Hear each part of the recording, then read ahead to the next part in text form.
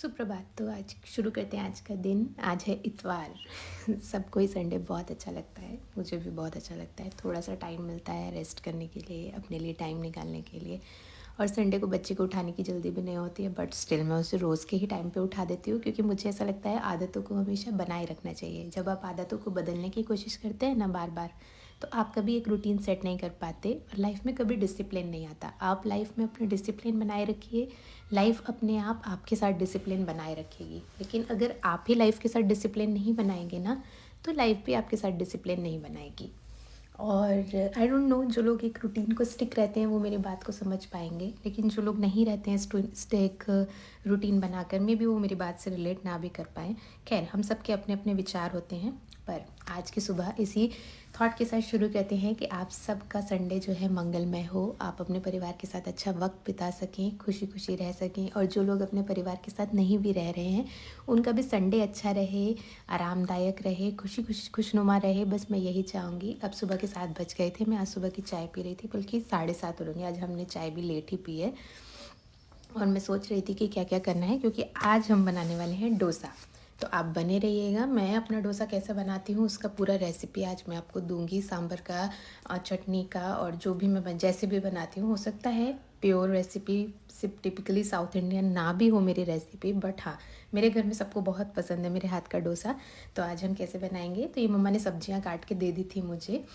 उसके बाद मैं आपको दिखा रही थी कि मैंने कैसे बनाया है। तो मे बी कैमरा मैंने जहाँ सेट किया था वहाँ से ऊपर का नहीं दिख रहा होगा आपको, लेकिन मैं आपको बता देती हूँ कि मैंने कैसे बनाया है।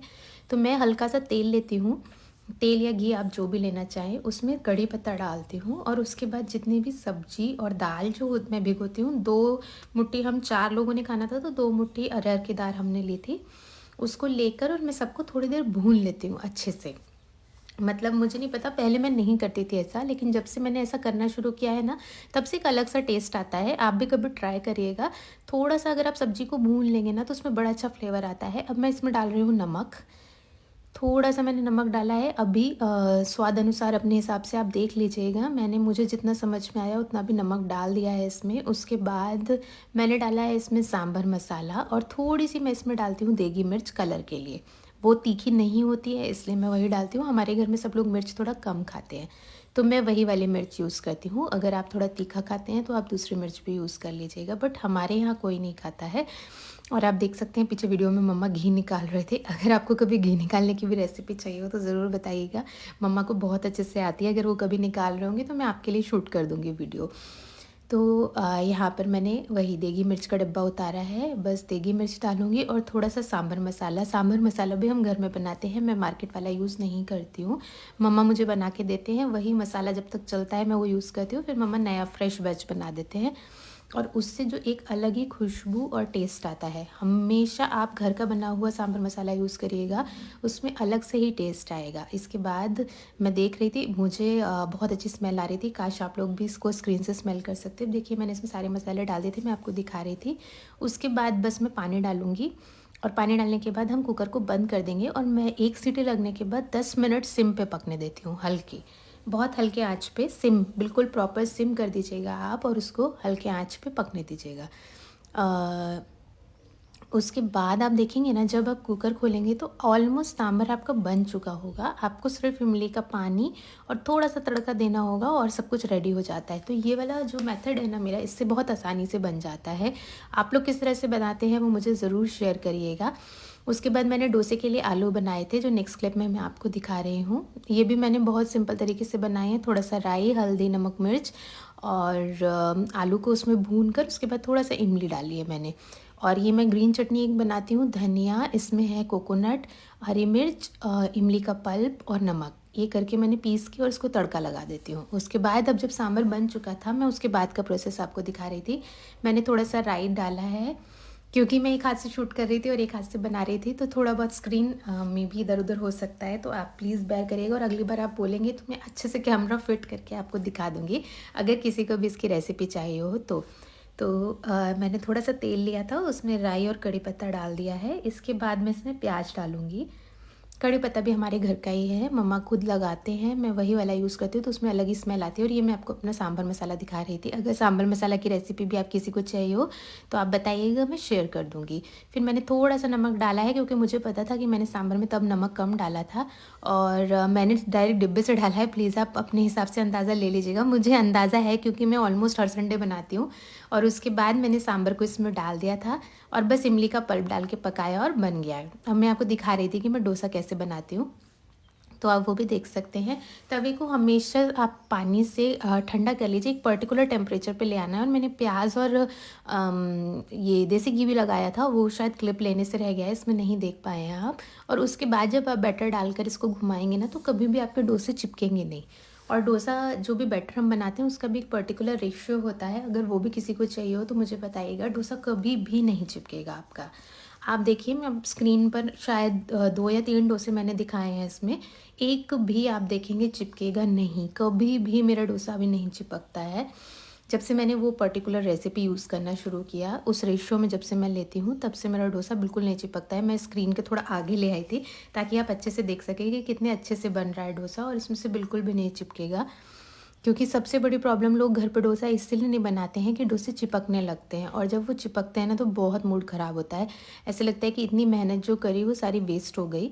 तो इसीलिए आप जब वो करेंगे, और हमेशा डोसे का बैटर जब आप घुमा के डालेंगे तवे पे, तो हमेशा सिम पे डालिएगा और गैस को बाद में थोड़ा सा तेज़ करिएगा, धीरे धीरे पकने दीजिएगा। जब धीरे धीरे पकता है ना तो डोसे में कलर ही अलग से आता है। वो वाला डोसा मैंने तैयार कर दिया था। अब मैं आपके सामने दूसरा डोसा तैयार करूँगी। मैं आपको दिखाना चाहती थी कि देखिए, आप कितनी भी बार मुझे देखेंगे इसमें बनाते हुए, लेकिन कभी भी डोसा चिपकेगा नहीं। डोसा बहुत अच्छे से बनेगा क्योंकि मैंने अच्छे से तवे को पहले प्रिपेयर कर लेती हूँ। अगर आप तवा प्रिपेयर नहीं करोगे ना तो डोसा कभी अच्छा नहीं बनेगा। और ये वाला डोसा जो मैं बना रही हूँ ना, इसमें मैं चीज़ भी डालूँगी क्योंकि मम्मा को चीज़ वाला डोसा पसंद है। उसके बाद मैं एक और डोसा आपको दिखाऊँगी, उसमें मैंने घी पोड़ी लगाया है। मैंने पोड़ी मसाला मंगाया था, मुझे आता है, मैंने रेसिपी सेव करी बनाने के लिए, बट हाँ वो मैं घर में नहीं बना पाई, तो अभी तो मैं बाहर वाला ही यूज़ करती हूँ। लेकिन मुझे पोड़ी मसाला बहुत ज़्यादा पसंद है। तो आपको भी कभी रेसिपी चाहिए हो तो आप यूट्यूब पे देख सकते हैं, पोड़ी मसाला गन पाउडर के नाम से इस तरह से आता है। और बहुत टेस्टी लगता है। उसको अगर आप घी में मिला के लगाएंगे ना तो आपको बहुत टेस्ट लगेगा। ये मैं चीज़ के स्लाइसेस रख रही थी क्योंकि मम्मा को चीज़ वाला डोसा बहुत पसंद है, इसीलिए मैं चीज़ वाला बनाती हूँ। आज तो मैंने अपने लिए भी चीज़ वाला ही डोसा बनाया था, और उसके ऊपर से जो मैंने आलू बनाए थे वो मैं लगा रही हूँ। और आप देखेंगे ये डोसा भी कितनी आसानी से स्क्रीन पे से उतर जाएगा, मतलब तवे पे से उतर जाएगा, सॉरी स्क्रीन बोल रही हूँ मैं। एक भी डोसा मेरा चिपकता नहीं है कभी, जब से मैंने तवे को अच्छे से प्रिपेयर करना शुरू किया है। अब मुझे समझ में आता है कि डोसा बनाना कला नहीं होती है, आप तवे को कितना अच्छा सीज़न कर रहे हैं ना, वो कला होती है। अगर आपका तवा जो है सीज़न्ड रहता है तो कभी भी आपका डोसा नहीं चिपकेगा, लेकिन अगर आपका तवा सीज़न्ड नहीं है ना तो फिर आपका डोसा चिपकता है, और जब वो चिपकता है तो फिर वो सारे आगे के डोसे ख़राब करते जाता है। क्यों? क्योंकि कुछ ना कुछ रेजिडुअल जब तवे पे रह जाएगा ना तो वो अगले वाले को भी चिपका देता है। अब आप नेक्स्ट क्लिप में देखेंगे, ये मैंने अपने लिए बनाया था डोसा, इस पे मैं घी पोड़ी लगा रही हूँ, जिसके बारे में मैं आपको बता रही थी। इसको साउथ इंडिया में गन पाउडर भी कहते हैं। और ये वाले डोसे बहुत अच्छे बनते हैं, घी इसका पोड़ी मसाला का बहुत अच्छा फ्लेवर आता है। ये मैंने अपने लिए बनाया है। मैं आलू वाला डोसा नहीं खाती हूँ, इसलिए मैंने अपने लिए ये वाला बनाया था। और अगर आपको गन पाउडर की भी रेसिपी चाहिए होगी तो आप मुझे कमेंट कर दीजिएगा, मैं आपको दे दूँगी। लेकिन आप ट्राई करिएगा। और मैंने ये देसी घी डाला है घर का। मैं डब्बा ढूंढ रही थी, गलत डब्बा उठा लिया मैंने, लेकिन अब मैं सही डब्बा लेकर आऊँगी। और मैं आपको दिखा रही थी कि देखिए, मुझे अपने खाने में देसी घी बहुत पसंद है। मैं हर मील में 1 चम्मच घी डालने की कोशिश करती ही करती हूँ। अगर मुझे ऐसा कुछ लगता है कि उस पर्टिकुलर मील में मुझे नहीं लेना है तो मैं कॉफ़ी में घी डाल के ले लेती हूँ, पर मैं लेती ज़रूर हूँ कॉफ़ी में या अपने खाने में घी। घी के जितने बेनिफिट होते हैं उतने किसी भी चीज़ के नहीं होते हैं। उसके बाद मैं एक तरफ चाय रख रही थी क्योंकि मुझे सुबह का नाश्ता बिना चाय के बिल्कुल पसंद नहीं है। जब तक चाय नहीं होती मुझे नाश्ता कंप्लीट नहीं लगता है। तो मैं हमेशा अपना जो भी नाश्ता होता है वो चाय के साथ ही लेती हूँ। तो ये मैंने रखा है चाय बनने के लिए साथ में। और ये घी पोड़ी वाला जो डोसा है ना, इसको आप धीरे धीरे पकने दीजिए। जब वो धीरे धीरे पकेगा ना तो अभी आप बाद में देखेंगे कि कितना क्रिस्पी और कितना बढ़िया लगेगा बनकर।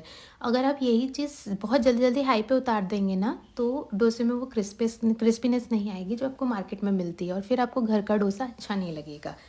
तो हमेशा यही कोशिश करिए कि डोसे को आप धीरे धीरे पकने दीजिए, उसको पूरा टाइम दीजिए पकने के लिए। तब तक आप मेरी तरह चाय बना सकते हैं। और जितने भी चाय लवर्स हों प्लीज़ हार्ड कमेंट करिएगा, मुझे बहुत पसंद है चाय।